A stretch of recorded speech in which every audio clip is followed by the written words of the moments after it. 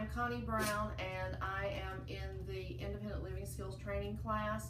And this is Caroline, who is a student assistant and trainee with our program, and we're here at her house tonight to review some of the things that we've gone over in her training that we've done previously through the progress notes and the lesson plans. So we're going to start with sighted guide, and so you can put the, especially the envelope, you can put blindfold on, okay? And what we've trained is that whenever she's approached, or whenever anyone who is visually impaired is approached, the first thing you ask, of course, is would you like sighted guide? And so I would say to Caroline, would you like sighted guide? Please. Okay, so I'm going to touch her hand.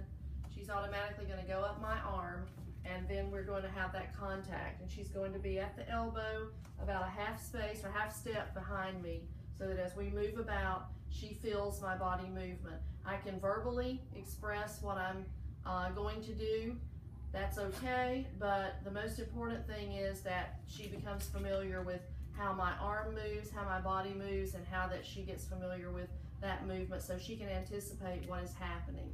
So we're going to go ahead and we're going to start walking. And the first, oh no, we're tall. Okay, that's not working out well, mate. Okay, we're going to try this again because we've come to an obstacle. We're getting ready to turn around, and I'm going to tell her we need to turn. So she's going to face me.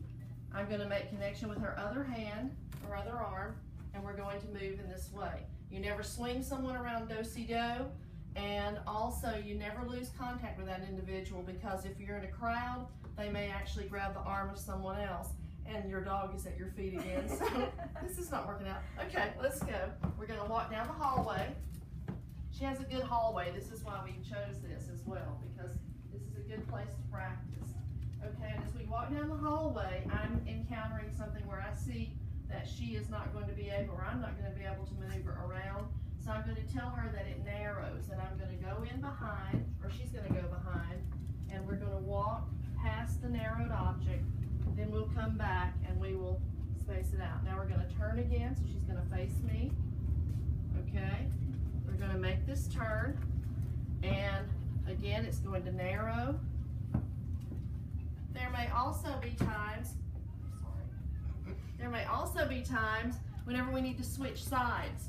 So if I told her we needed to switch sides, she's going to take her right hand and put it onto my elbow. We're going to move over. She's going to take that hand to hand, then put her right hand back on the alternate elbow and keep moving.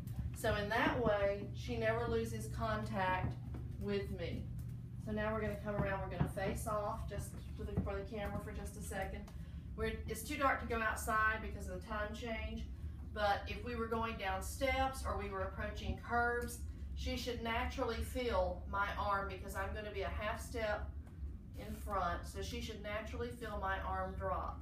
So at that point in time, she would know that there's a drop off, and of course it would also be okay for me to tell her that there's a curb, and that or to anticipate a curb. You never count steps, because that's confusing. That causes people to fall. It's much better to say, you know, we're coming up on steps, and then she starts to feel, or the person starts to feel the movement.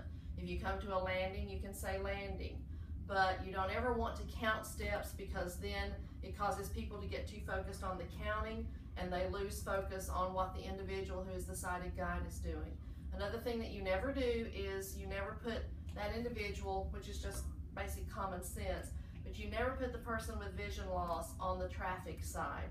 So if we were walking down the street and her side was the traffic side, I would switch her over.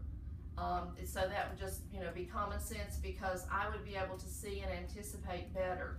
You never let the person get out ahead of you, because if that takes place, then you're no longer the sighted guide, and you endanger, it's an endangerment to both parties, because either person could get pulled or something could happen. So it's very important that everything is followed and that you practice with someone. It's not just a thing where you just do it and decide you're going to do sighted guide one day. Okay, the next thing that we're going to do is grid pattern searches, so we'll get set up for that.